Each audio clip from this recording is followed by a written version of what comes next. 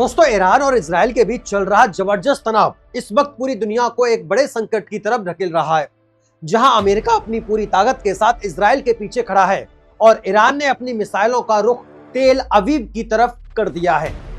2 हफ्तों के cease fire की खबरें हवा में तैर रही थी, लेकिन जमीनी हकीकत यह है कि शांति की हर कोशिश नाकाम हो चुकी है और पाकिस्तान में चल रही शांति वार्ता का फेल होना इस बात का सबूत है कि अब यह आग और फैलने वाली है। साथियों, पश्चिम एशिया के इस सुलगते माहौल के बीच जब दुनिया की नजरें ईरान और अमेरिका की अगली चाल पर टिकी थी, ठीक उसी वक्त ड्रैगन यानी चीन ने एक बहुत ही गंदी खेल खेलना शुरू कर दिया। चीन ने सोचा कि भारत का ध्यान शायद इस वक्त ग्लोबल क्राइसिस पर होगा, लेकिन उसे ये नहीं पता था कि भारत की नजरें अपनी सीमाओं पर कितनी चौकस हैं। चीन ने इस बार अरुणाचल प्रदेश को लेकर जो पंगा लिया है, उसने भारत और चीन के बीच के पुराने जख्मों को फिर से हरा कर दिया है और माहौल बेहद गर्म हो चुका है। साथियों, चीन ने अपनी पुरानी आदत के मुताबिक अरुणाचल प्रदेश के कई इलाकों के नाम बदलकर उन्हें अपनी टेरिटरी दिखाने की नाकाम कोशिश की है, लेकिन भारत सरकार ने इस बार जो एक्शन लिया है उसने बीजिंग के गलियारों में खलबली मचा दी है। यह सिर्फ एक बयानबाजी नहीं है दोस्तों, बल्कि यह 2026 के भारत का वो कड़ा संदेश है जो साफ कहता है कि अब हम सिर्फ सहेंगे नहीं, बल्कि घर में घुसकर सच का आईना भी दिखाएंगे। साथियों, चीन की इस हरकत ने बॉर्डर पर जबरदस्त तनाव पैदा कर दिया है और भारतीय सेना के साथ साथ हमारी डिप्लोमेसी ने भी फ्रंट फुट पर आकर बैटिंग शुरू कर दी है। जब पूरा मिडिल ईस्ट बारूद के ढेर पर बैठा है और रूस यूक्रेन के बीच की तनातनी अभी थमी नहीं है, तब चीन ने जानबूझकर अरुणाचल प्रदेश का मुद्दा उछालकर भारत को उकसाने की कोशिश की है। दरअसल चीन को लगता है कि वह इस तरह के माइंड गेम खेलकर भारत पर दबाव बना लेगा, लेकिन विदेश मंत्रालय के प्रवक्ता रणधीर जायसवाल ने जिस अंदाज में चीन को लताड़ा है, उसने यह साफ कह दिया है कि अरुणाचल भारत का अभिन्न अंग था और हमेशा रहेगा। चीन ने अरुणाचल के करीब 30 से ज्यादा जगहों के नाम बदलकर अपनी वेबसाइट पर डाल दिए हैं, जिसमें कुछ पहाड़, कुछ नदियां और रिहायशी इलाके शामिल थे। चीन की इस बेवकूफी भरी हरकत का मतलब क्या है दोस्तों? क्या वह जंग चाहता है या फिर वह सिर्फ भारत का ध्यान भटकाना चाहता है? सच तो यह है कि चीन इस वक्त अंदरूनी तौर पर बहुत ज्यादा परेशान है और उसकी इकोनॉमी उस रफ्तार से नहीं बढ़ रही है जैसी उसने उम्मीद की थी। ऊपर से भारत की बढ़ती ताकत और ग्लोबल सप्लाई चेन में भारत का बढ़ता दबदबा चीन की आंखों में खटक रहा है। जब चीन ने इन नामों की लिस्ट जारी की तो उसे लगा था कि भारत हर बार की तरह सिर्फ विरोध दर्ज कराएगा, लेकिन इस बार दिल्ली का मिजाज बदला हुआ है। भारत ने न सिर्फ इन दावों को कचरे के डिब्बे में डाला, बल्कि बॉर्डर इंफ्रास्ट्रक्चर को इतनी तेजी से बढ़ा दिया है कि चीन के सैनिक अब भारतीय पेट्रोलिंग टीम को देखकर पीछे हटने पर मजबूर हो रहे हैं। साथियों, 2026 में भारत की सैन्य तैयारी उस लेवल पर है जहां हमारे पास खुद के बने स्वदेशी डिफेंस सिस्टम और सर्विलांस ड्रोन है, जो चीन की हर हरकत को पलक झपकते ही ट्रैक कर लेते हैं। चीन की यह हरकत कोई पहली बार नहीं है, लेकिन इस बार का टाइमिंग बहुत कुछ कहता है। जब दुनिया ईरान और इजराइल के बीच किसी भी वक्त शुरू होने वाली बड़ी जंग के डर में जी रही है, तभी चीन का अरुणाचल की तरफ हाथ बढ़ाना उसकी विस्तारवादी सोच को दिखाता है। भारत ने चीन को स्पष्ट शब्दों में समझा दिया है कि नाम बदल देने से जमीन आपकी नहीं हो जाती। अगर आज हम तिब्बत के किसी भी शहर का नाम बदलकर कुछ और रख दें तो क्या वह हमारा हो जाएगा? बिल्कुल नहीं। चीन की यह बचकानी हरकत उसकी हताशा को दर्शाती है। अरुणाचल प्रदेश में भारत ने वाइब्रेंट विलेज प्रोग्राम के तहत कितनी तेजी से विकास किया है। वहां सड़कें बनवाई हैं, बिजली पहुंचाई है और सबसे बड़ी बात, वहां के लोग खुद को गर्व से भारतीय कहते हैं और चीन की किसी भी घुसपैठ का डटकर मुकाबला करने के लिए तैयार है। अरुणाचल प्रदेश को लेकर भारत और चीन के बीच जो यह ताजा भिड़ंत हुई है दोस्तों, इसके पीछे चीन की एक बहुत बड़ी साजिश छिपी हुई है। चीन चाहता है कि भारत अपनी बॉर्डर सिक्योरिटी पर इतना पैसा खर्च करे कि उसकी इकोनॉमी पर बोझ पड़े, लेकिन भारत ने अपनी डिफेंस मैन्युफैक्चरिंग को इतना मजबूत कर लिया है कि अब हम दूसरे देशों पर निर्भर नहीं है। रणधीर जायसवाल ने मीडिया के सामने आकर जो सटीक और कड़े शब्दों का इस्तेमाल किया, उसने चीन के प्रोपेगेंडा की धज्जियां उड़ा दी हैं। भारत ने साफ कहा कि चीन अपनी फैंटेसी वाली दुनिया से बाहर निकले और हकीकत को स्वीकार करे। अरुणाचल की धरती का 1 इंच टुकड़ा भी कोई हमसे नहीं छीन सकता। चीन ने जिन जगहों के नाम बदले हैं वहां आज भारतीय तिरंगा पूरी शान से लहरा रहा है और हमारी सेना के जवान मुस्तैदी से खड़े हैं। चीन की इस हरकत पर भारत का एक्शन सिर्फ बातों तक सीमित नहीं रहा। सूत्रों की माने तो दोस्तों, भारत ने बॉर्डर पर अपनी मिसाइल यूनिट्स और फाइटर जेट्स की तैनाती को और ज्यादा सघन कर दिया है।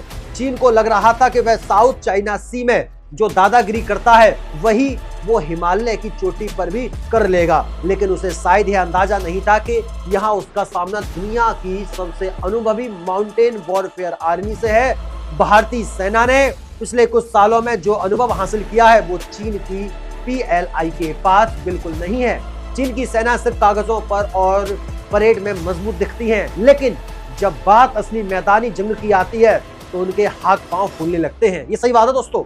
इस पूरे विवाद में एक और दिलचस्प एंगल है दोस्तों, 2026 की ग्लोबल पॉलिटिक्स। अमेरिका और रूस दोनों ही जानते हैं कि भारत को साथ बिना एशिया में कोई भी शक्ति संतुलन संभव नहीं है। जब चीन ने अरुणाचल पर अपना दावा ठोका तो भारत ने अपनी डिप्लोमेटिक पावर का इस्तेमाल करते हुए दुनिया को यह दिखा दिया है कि चीन किस तरह अंतरराष्ट्रीय नियमों की धज्जियां उड़ा रहा है। आज भारत वो देश नहीं है जो किसी के दबाव में आकर अपने फैसले बदल दे।